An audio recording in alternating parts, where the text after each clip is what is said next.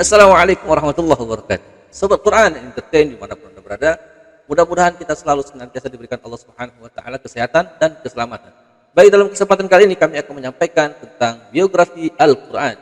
Apa saja yang terdapat ruang lingkup di dalam Al-Quran, paling tidak garis besar atau kulit luar daripada Al-Quran kita memahaminya. Ada 3 poin yang akan kami sampaikan. Yang pertama, tentang sejarah Al-Quran diturunkan. Kemudian yang kedua, sejarah penulisan Al-Quran atau mulainya Al-Quran dibukukan.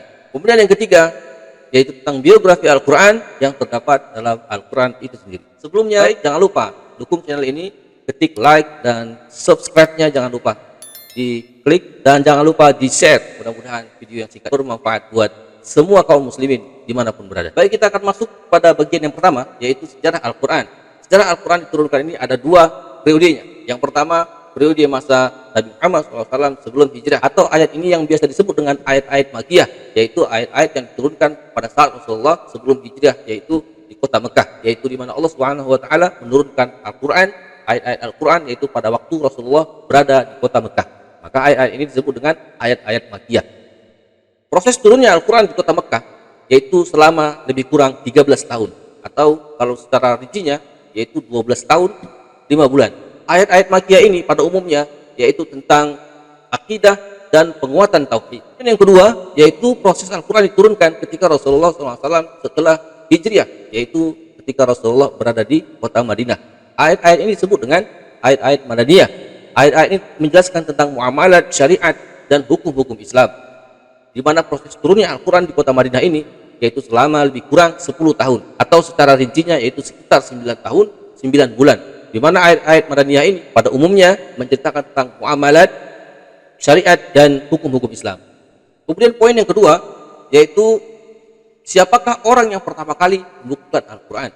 Sobat Quran, kita ketahui bersama bahwa ketika Rasulullah SAW menerima wahyu dari Allah Subhanahu wa taala, maka pada saat itu Rasulullah SAW membacakan di tengah-tengah para sahabatnya, dan pada saat itu juga Rasulullah SAW memerintahkan para sahabat untuk menuliskannya dan menghafalkannya. Maka oleh karena itu ada sebagian sahabat yang menghafalkannya dan ada juga sebagian sahabat yang ditugaskan oleh Rasulullah SAW untuk menuliskannya.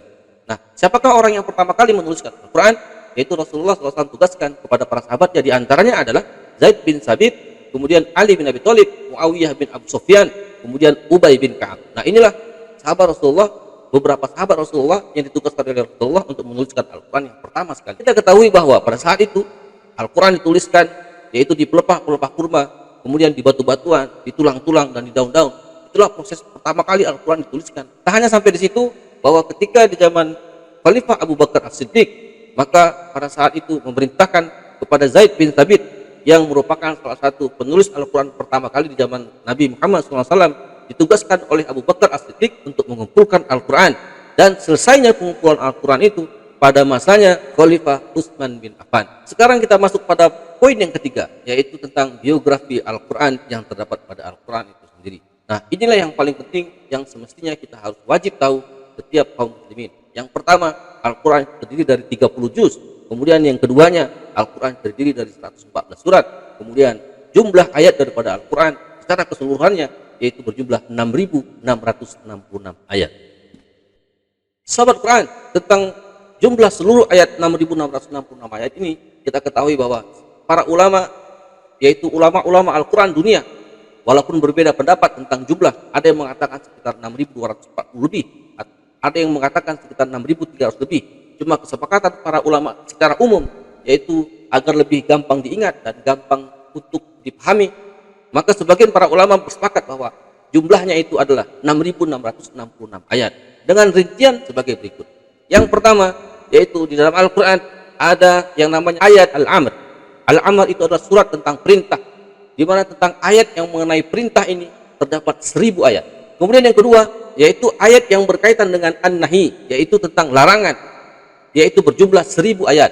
Kemudian yang ketiga ayat tentang Al-Wa'd atau janji, yaitu berjumlah 1000 ayat. Kemudian yang keempat ayat tentang Al-Wa'id, yaitu berupa ancaman, berjumlah 1000 ayat.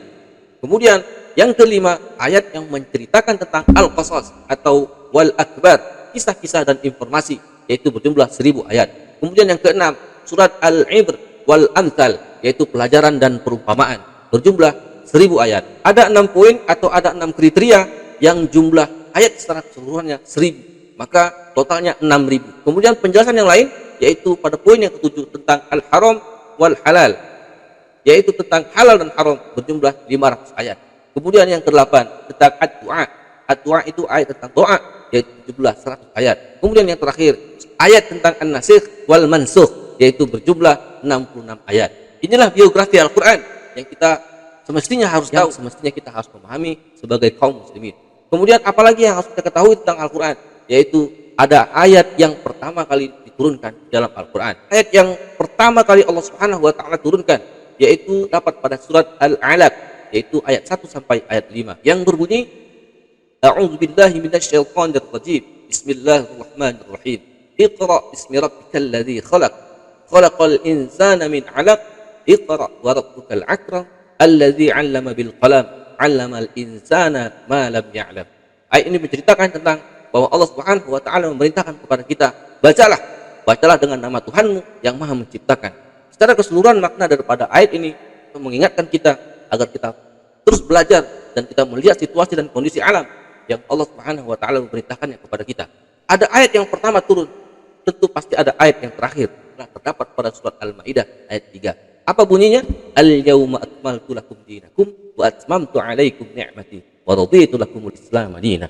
Yang bermakna bahwa pada hari ini Allah Subhanahu wa taala telah menyempurnakan Islam adalah agama yang diridhai oleh Allah Subhanahu wa taala. Sobat Quran entertain dimanapun berada, inilah yang mesti kita ketahui tentang biografi Al-Quran yang terdapat dalam Al-Quran itu sendiri, yang semestinya kita harus mengetahui sebagai kaum muslimin, yang kita ketahui bersama bahwa Al-Quran adalah pedoman kita, pedoman dalam kehidupan sehari-hari agar kita bisa menemukan jalan yang terbaik yang sesuai dengan keinginan Allah Subhanahu wa taala. Maka oleh karena itu dengan video yang singkat ini mudah-mudahan bermanfaat dan menjadi wawasan yang berguna buat kita, terutama kepada diri saya pribadi. Sobat Quran entertain, inilah biografi Quran secara sederhana yang kami sampaikan, mudah-mudahan bermanfaat. Dan jangan lupa sekali lagi like and subscribe dan ketik di kolom komentar. Demikian, assalamualaikum warahmatullahi wabarakatuh.